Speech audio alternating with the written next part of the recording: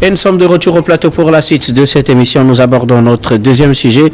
Nous allons parler du sommet de la CEDEAO. À présent, le président Bassirou Diomaye Faye et Faure Gnassingbé désigné facilitateur avec l'AES. Alors, donc, de son sommet ordinaire qui s'est tenu ce dimanche, ordinaire de cette année 2024. Les chefs d'État de la CEDEAO ou la CEDEAO en tant que communauté a aussi pris certaines décisions. Cette rencontre se tient au lendemain de celle des États de l'AES. Et donc, les décisions n'ont pas occulté les décisions prises au niveau de l'AES pour maintenir les relations avec les États membres de l'AES. Deux chefs d'État, membres donc de la CEDEAO, ont été désignés pour servir de facilitateurs. Je vous lis juste un extrait de certaines décisions du communiqué final du sommet de la CEDEAO et on en parlera dans les débats. Alors, au point 39, il a dit ceci. La conférence désigne son Excellence Bassirou Diomaye Diakhar Faye, président de la République du Sénégal, comme facilitateur de la CEDEAO dans les discussions de la communauté avec l'AES, Burkina Faso, Mali, Niger, en collaboration avec son Excellence Faure Gnassingbé Gnassingbé, président de la République togolaise. Et donc, voilà le point qui concerne ces deux chefs d'État. On connaît un peu la position de ces deux chefs d'État par rapport à ce qui se passe aujourd'hui dans la sous-région. D'abord, le chef d'État togolais qui, déjà au lendemain du coup d'État du Niger, a affiché sa position comme d'habitude, qui était plutôt contraire aux sanctions que voulait prendre la CEDEAO contre le Niger et qui a œuvré en tout cas à ce qu'on puisse maintenir quand même de bonnes relations, qui a facilité l'arrivée d'une délégation de la CEDEAO, des émissaires de la CEDEAO au Niger au temps fort de cette crise. D'un autre côté, le nouveau président du Sénégal, Bassirou Diomaye Faye, qui déjà lors de sa campagne et après son élection, quand il a pris fonction, a martelé cette envie de reformer ou de contribuer aux réformes au sein de la CEDEAO, et il a fait des voyages dans la plupart des pays de la CEDEAO, des voyages qui l'ont amené également dans ces pays de l'AES. Ces deux dirigeants sont choisis pour servir de facilitateurs entre la CEDEAO et l'AES. La question que je posais à la fin de l'autre sujet, c'était de savoir si tout espoir est perdu à ce que les deux communautés puissent maintenir de très bonnes relations et peut-être envisager au meilleur des cas que l'AES réintègre la CEDEAO. Aujourd'hui, deux facilitateurs sont choisis pour faire ce travail. De quelle marge de manœuvre dispose-t-il? Je voudrais bien commencer par cette question et je m'en vais vous la poser. Fioclo Damblé.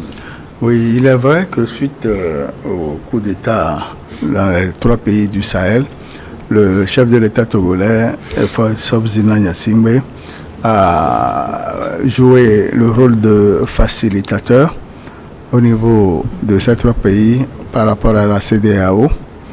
Et les incidents qui étaient survenus avec les supposés militaires ivoiriens au Mali, c'est la médiation de Faure Gnassingbé qui a permis leur libération.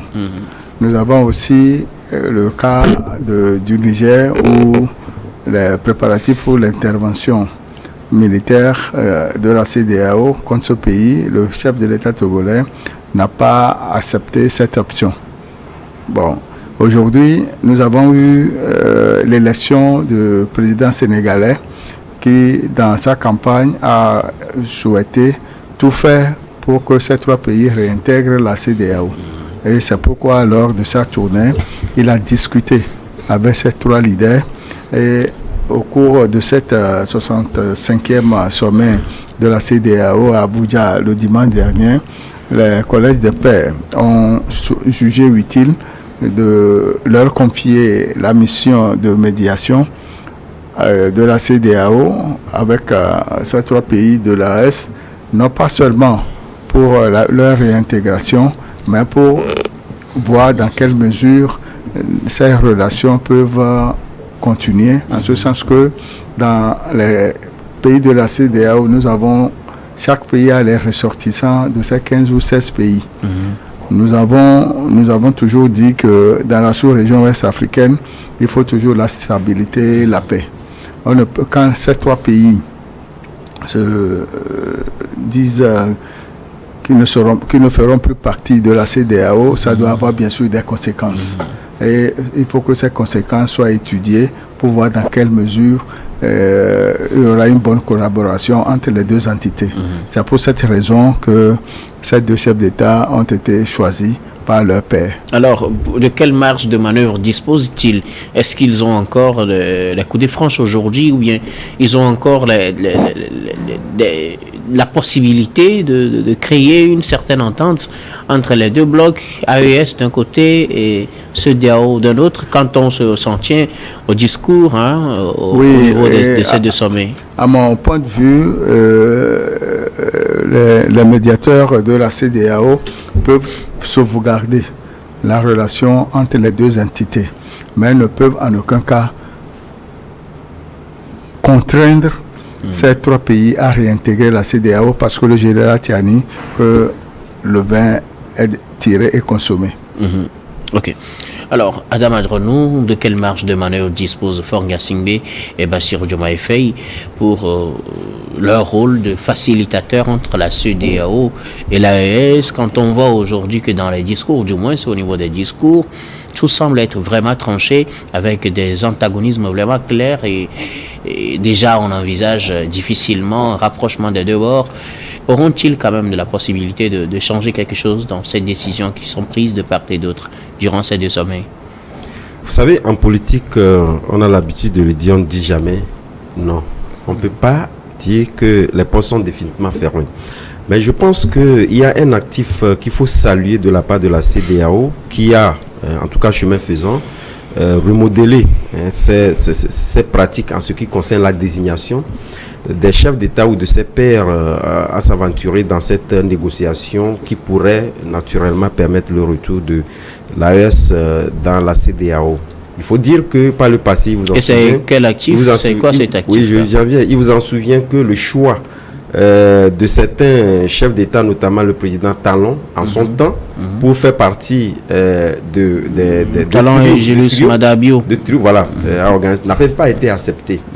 Donc, quelque part, je pense que c'est là où je dis qu'il y a eu remodélation, parce qu'il faut voir au niveau aussi bien des expressions de la politique, des politiques qui sont plus ou moins conciliables avec les avis des chefs d'État de l'AES pour choisir ce qu'il faut envoyer à négociation.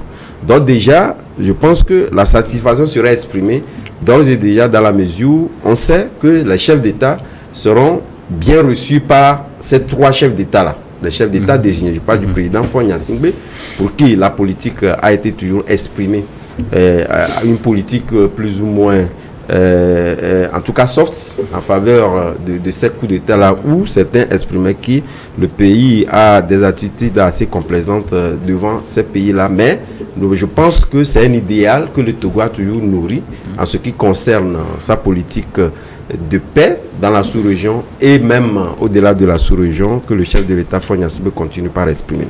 Donc sur ce point, on sait que, comme je l'ai dit, les deux chefs d'État seront reçus. Mais au même moment, lorsque nous appétissons sur les discours des uns et des autres, je crois que ramener ces chefs d'État dans la CEDEAO serait en tout cas difficile, mais pas impossible, pour la simple et bonne raison. Bon, ils sont facilitateurs, on n'a pas dit qu'il faut forcément ramener. Non, mais bon, facilitation, on ne sait pas jusqu'à quel degré. Mais c'est sur des clichés probables qui peuvent permettre à ce qu'on ait un rapprochement de ces États-là. Je veux bien parler de rapprochement dans la mesure où je vous disais, lorsque nous prenons les limites territoriales, vous constaterez véritablement qu'on peut se regrouper. Il y a l'UEMOA dans la CEDEAO.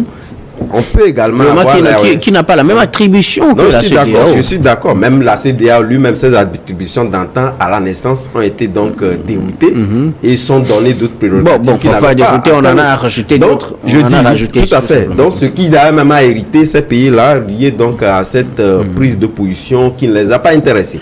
Donc je le dis, si nous avons c'est pourquoi je parle de limites territoriales. Parce que ces limites territoriales, on parle de l'alliance des États du Sahel. L'alliance des États du Sahel peut se retrouver dans la CEDEAO sans pour autant qu'on ait. Puisque le Sahel fait partie, il y a une partie du Sahel qui est dans la CEDEAO. Mais je pense que ce retrait-là ne doit pas, en tout cas, le rallier. Vous avez parlé donc des marges de manœuvre, c'est pourquoi je parlais de cet aspect. Mais au même moment, je pense qu'on peut négocier un vivre ensemble avec ces États-là, lié au fait qu'aujourd'hui, vous convenez avec moi qu'aujourd'hui, on tend à pouvoir donc ressusciter des élans de visa, etc. pour ces pays-là. Mais je pense que s'ils ne revenaient pas, on peut négocier un vivre ensemble parce que ce que les gens oublient aujourd'hui, c'est que l'AES a autant besoin de la CEDEAO comme la CEDEAO également a autant besoin de l'AES. Donc, on peut plus ou moins négocier un vivre ensemble où on ne serait pas dans une logique tranchée comme certains le voient déjà venir, ou parlant du fait que certains auraient plus ou moins des approches qui peuvent leur permettre de contraindre ces États-là ou pratiquement les amener à être en phase avec eux. Moi, je pense plutôt à cette option-là que de pouvoir parler d'une option de retour parce qu'ils l'ont dit, parce que si de l'autre côté, les autres disent véritablement que c'est un point de non-retour, ça veut dire quelque part que le vin tiré est la position assez tranchée du retour au sein de la CEDEAO. Mais étant donné que nous sommes appelés... Que peut-il obtenir? Non, c'est ce que dit la négociation de vivre ensemble à partir du moment où certains nous partageons des idéaux communs et nous partageons un certain nombre de réalités communes et que certains expriment qu'aujourd'hui, il faudrait quand même exposer la question de visa pour contraindre. Ce n'est pas évident parce que en pensant ça, ce n'est qu'une expression dans un discours. Non, mais il y en a autres. Ça ne fait pas partie des décisions prises par les chefs d'État. Oui, mais il y en a d'autres. Oui, ça ne fait pas partie, mais ce sont des corollaires directs de cette rupture-là avec ce pays.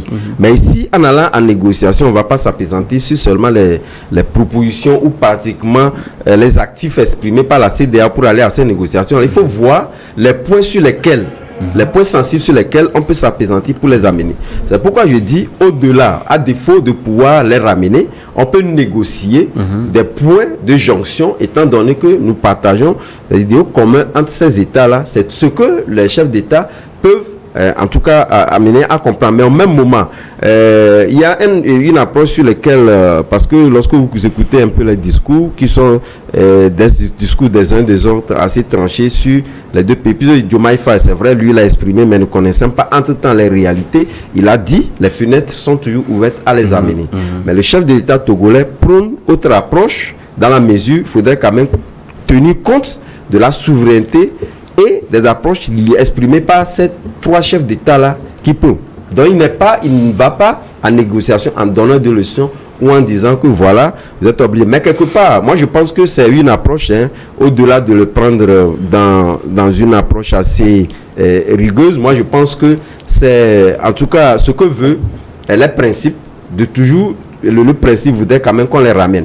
Mais quand même l'exception, à partir du moment où ce n'est pas acté, il faudrait quand même laisser ceux qui veulent sortir. Donc moi je pense que c'est, comme je l'ai dit dans ma première analyse, ce n'est pas quand même péjoratif qu'on puisse donc avoir un regroupement des alliances des pays du Sahel. L'essentiel est que cela puisse leur permettre de pouvoir acter le développement. Donc vous pensez que lorsqu'on parle de perdre le marché des millions d'habitants que nous avons dans la CEDEAO, de perdre, etc., des aides financières, etc., moi je pense que tout ceci n'est que, en tout cas, des approches qui pour moi n'ont pas leur raison d'être, parce que l'AES également trouvera des points de jonction avec d'autres bailleurs de fonds qui essaieront de les aider à pouvoir remonter la pente du développement, parce que quelque part aujourd'hui cette question souverainiste n'exclut pas qu'on puisse toujours, en tout cas, faire avec des bailleurs de fonds, y compris la CEDEAO, si tel est que les approches économiques peuvent permettre de pouvoir entrevoir des relations entre elles, pourquoi pas. Gabriel Jaro, Fort Gassingbe Bassirou Diomaye Faye, de quelle marge de manœuvre dispose-t-il pour leur faciliter cette tâche qui leur est confiée au niveau de la CEDEAO pour se rapprocher un peu de l'Alliance des États du Sahel?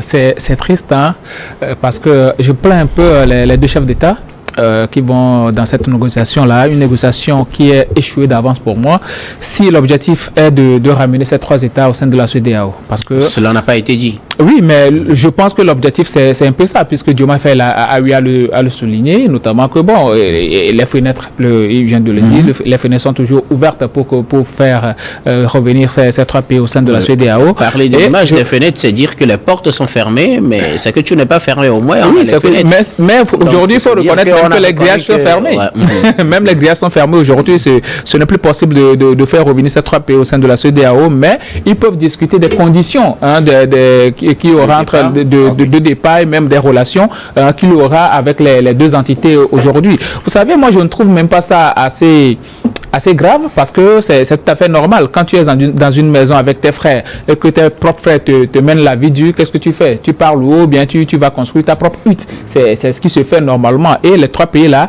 ont trouvé bon d'aller construire leur propre hutte. Ça ne veut pas dire qu'ils ne font plus partie de la famille. Nous faisons partie de la même sous-région. Donc, forcément, il y aura toujours des relations entre les pays de l'AES et de la CEDEAO. Il n'y a pas de problème qu'il y ait encore des couloirs de discussion. D'autant plus qu'on mène toujours des affaires ensemble.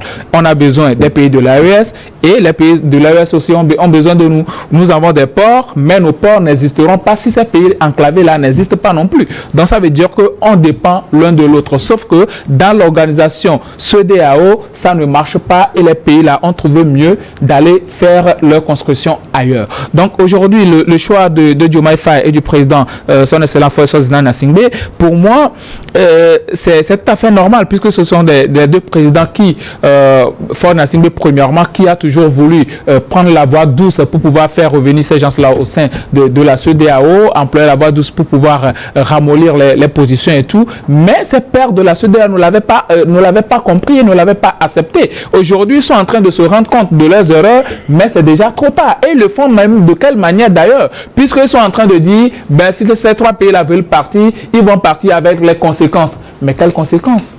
C'est toujours comme ça. Oui, il y a toujours des conséquences, mais c'est une mauvaise chose de le rappeler. Mais le dire d'une certaine manière, c'est désinvolte, c'est comme si tu les informes, comme tu es en train de dire à ton enfant, si tu quittes ici, tu verras.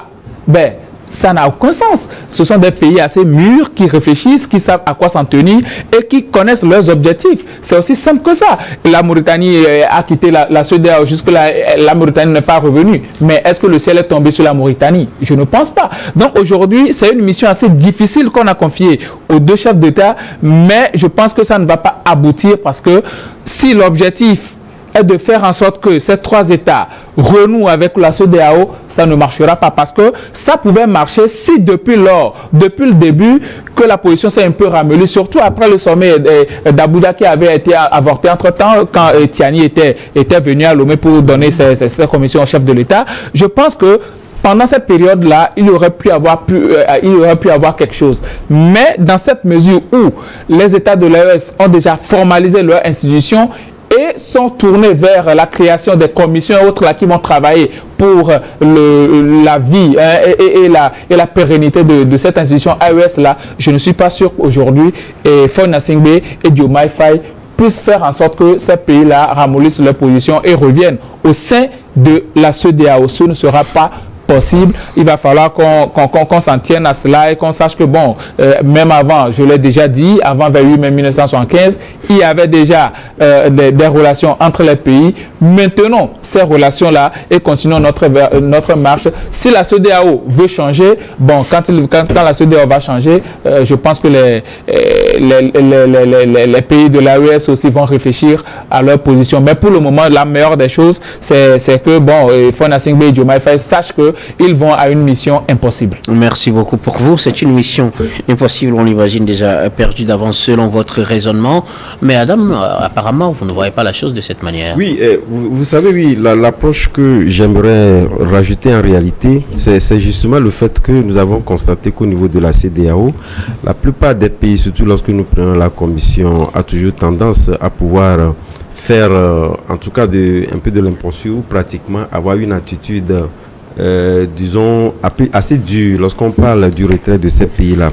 Mais c'est justement cette approche-là que j'estime qui peut en tout cas amener à pouvoir avoir des intérêts partagés dans la mesure où constater que le Togo a toujours une approche assez mesurée, le choix des mots pour ramener ou faire entendre raison à ces pays-là. Moi je pense que si tel est que je le disais, la règle, c'est justement de faire en sorte que la sous-région soit davantage soudée. Et cela est lié également, je pense que pour des questions de paix, est lié un peu à l'ONU qui a acté cette démembrement sous-régional et que vous constaterez pour la plupart des temps. Donc moi, je pense que la plupart de ces pays-là devraient donc avoir des propos assez mesurés vis-à-vis des pays de l'AES, ce qu'on ne fait pas assez et qui révolte en réalité, qui révolte parce que ils ont des éléments. Est-ce que ça, c'est pas dans les deux sens? Est-ce qu'il ne faut pas demander aussi à l'AES d'avoir des propos assez mesurés vers... Non, lorsque vous les voyez pour la plupart du temps, c'est quand l'autre agit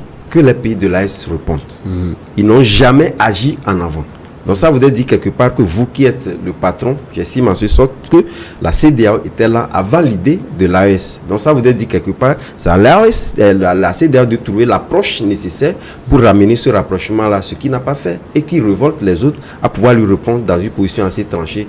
Donc c'est la réponse à la bergère. Chaclou? Oui, le général Tiani, lors de son discours d'ouverture le samedi, avait bien dit que les pays de l'AES sont en partenariat avec ceux qu'ils veulent être en partenariat avec eux et que la coopération désormais sera d'égal à égal et que l'intérêt des populations de ces trois pays est en jeu, que toutes les transformations se feront dans les pays et que il n'y aura plus d'ordre à recevoir d'ailleurs, que les décisions politiques et autres seront prises par ces trois pays après consultation et autres. Ce qui veut dire que ces trois pays sont déterminés à préserver leur souveraineté et à décider d'un commun accord pour la bonne marche de la confédération. Ce qui veut dire que le retour dans la CEDEAO est impossible selon moi. Alors, on va récapituler rapidement. Pour vous, mission impossible. Pour vous, retour dans la CEDEAO impossible également. Pour vous, tout espoir n'est pas perdu, mais on peut développer des relations bilatérales. Alors, de façon plus concrète, que peuvent obtenir aujourd'hui Faure Gnassingbé, Bassirou Diomaye Faye au regard de la configuration des deux alliances, ou bien des deux blocs, CEDEAO d'un côté, AES de l'autre. Faure Gnassingbé, Bassirou Diomaye Faye, au final, qu'est-ce qu'on peut attendre de Gabin? Oui, ce qu'on peut attendre d'eux, c'est d'arriver quand même à un rapprochement entre les deux blocs. Sur quel plan? Sur le plan commercial, c'est ce qui est important parce que bon, on a toujours parlé d'intégration au sein de la sous-région et tout ça. Donc, premièrement, c'est de privilégier l'intérêt des populations. L'intérêt des populations, même si on a deux blocs, même si on a deux blocs, AES, on a toujours cette fluidité. Voilà, et qu'on ait toujours cette fluidité là, surtout la circulation des personnes et des biens, et qu'on maintienne nos relations d'affaires, puisque nous continuons pas à être des faits, même s'il y a des décisions au niveau de la CEDEAO. Il y a d'autres organisations qui nous regroupent. Nous prenons par exemple le Conseil de l'Entente. Il y a la Côte d'Ivoire, le Togo, le Niger, le Burkina et le Bénin qui sont au sein de cette institution Conseil de l'Entente là. Ça veut dire que nous continuons pas à être reliés quelque part quand même. On pourra continuer par discuter. Donc avoir un rapprochement entre les deux blocs, maintenir les liens commerciaux et les liens commerciaux plutôt et financiers, penser à la coopération, à l'intégration, maintenir le principe de la libre circulation des personnes et des biens pour permettre aux populations de bien vaquer à leurs occupations, même au-delà de leurs frontières autochtones. Donc, c'est tout ce qu'ils peuvent obtenir. Il ne faut pas pousser le bouchon trop loin pour demander le retour au sein de la CEDEAO, puisque la CEDEAO aujourd'hui est considérée par ces pays-là et même leur population comme une organisation fantoche qui n'a pas la liberté de pouvoir exercer ses prérogatives. La preuve, on l'a vu, je le disais tout à l'heure, que les principes de la CEDEAO, c'est la non-agression entre États membres, mais on a vu la CEDEAO a franchi ce Rubicon-là, disant qu'ils vont intervenir militairement au Niger, et le président même ivoirien avait dit qu'il a certains hommes à sa disposition pour pouvoir envoyer, et les moyens à équiper ces hommes-là pour envoyer au Niger, alors que lui-même, quand il avait eu des démêlés avec le Mali, c'est un autre président avec sa diplomatie qui lui ont permis à ces hommes au Mali de recouvrer leur liberté. Donc, il ne faut pas penser que ces pays-là vont revenir au sein de la CEDEAO, puisque la CEDEAO a franchi le Rubicon et le lien d'amitié a été coupé entre les pays de l'AES et la CEDEAO. Mais continuons pas à maintenir les bonnes relations d'amitié et de fraternité, même au-delà des organisations. Fioclou Adanglenou, que peuvent obtenir Bassirou Diomaye Faye et Faure Gnassingbé en tant que facilitateur avec l'AES? Bon, ces deux dirigeants peuvent discuter, négocier pour pouvoir garder la stabilité qui puisse permettre le vivre ensemble entre les populations des 15 ou 16 pays de la CEDEAO. Par contre, là où le problème va se situer, c'est que notre sous-région est victime du terrorisme. Et à l'époque, il y avait des échanges de renseignements. Est-ce que les échanges de renseignements vont continuer ou pas? C'est là mon inquiétude. Oui, maintenant moi je demande, au-delà de votre inquiétude, qu'est-ce que vous pensez qu'il puisse obtenir? Peut-être pourrait-il obtenir un accord, bien un protocole qui permette aux États de l'AES d'échanger des informations avec la CEDEAO? Vous pensez que c'est possible aussi? Que peut-on mettre, que peut-on attendre de Faure Gnassingbé de Bassirou Diomaye Faye? Aussi intérêt d'être stable et d'avoir la sécurité. Donc, c'est possible qu'on ait un accord sur la sécurité entre les deux blocs. C'est possible qu'on ait un accord sur la sécurité entre les deux blocs. Oui, à partir des échanges de renseignements. Que peut-on espérer de Faure Gnassingbé et Bassirou Diomaye Faye au regard de la nouvelle configuration des deux blocs? On peut espérer une reconversion des idées mères ayant conduit à cette délégation de pouvoir aller vers ces trois chefs d'État, une reconversion dans la mesure où cela va ouvrir la vanne à une très grande négociation pour acter un retrait négocié. Négocié dans ce sens que, n'oubliez pas que ce sont des pays également qui continuent par maintenir en leur sein les organismes de développement de la CEDEAO. Vous verrez qu'il y a leur siège également dans tous ces pays-là. Comment on fait pour que la coopération maintienne ou pour que nous puissions avoir un retrait de ces fonctionnaires internationaux, ou comment on peut les maintenir tout en partageant un certain nombre d'idéaux communs, si tel est qu'on veut véritablement partager, en tout cas, aussi bien la raison d'être, mais également la valeur pécuniaire que pourraient donc engranger ces institutions-là, dont a besoin plusieurs, puisque vous savez, ces institutions-là ne sont pas poussées à la hâte. Ils sont poussés dans ces pays-là au regard des besoins de ces pays-là. Et si tel est qu'on a toujours besoin de ces institutions-là, on peut avoir un partage négocié tout en les maintenant. Donc je pense que c'est le point de départ. Je récapitule. Oui. D'abord, une reformulation des idées mères de cette délégation en faisant en sorte que cela ouvre la voie à un retrait négocié de ces trois pays. Retrait négocié avec plusieurs conséquences. Rappelez-nous quelques-unes de ces conséquences. Notamment la réinstallation des institutions de développement de la CEDEAO qui sont donc poussées dans ces pays-là, le fonctionnaire qui y travaille et vice-versa. N'oubliez pas également ces fonctionnaires se retrouvent de part ou d'autre dans l'espace CEDEAO, faire en sorte que nous puissions donc avoir un basculement qui n'affecte pas, en tout cas, les uns les autres. Forcément, ça va affecter. Bon, ça dépendra de l'efficacité des facilitateurs. Justement, bien sûr. Bon, peut-être ça dépend de comment on négocie et de comment on réoriente les fonctionnaires. Voilà, c'est de ça qu'il parle. Ils sont 130. Merci beaucoup. À vous, il est l'heure pour le journal. Nous allons marquer la pause pour le journal, donc, puis on reviendra tout à l'heure pour la suite de cette émission.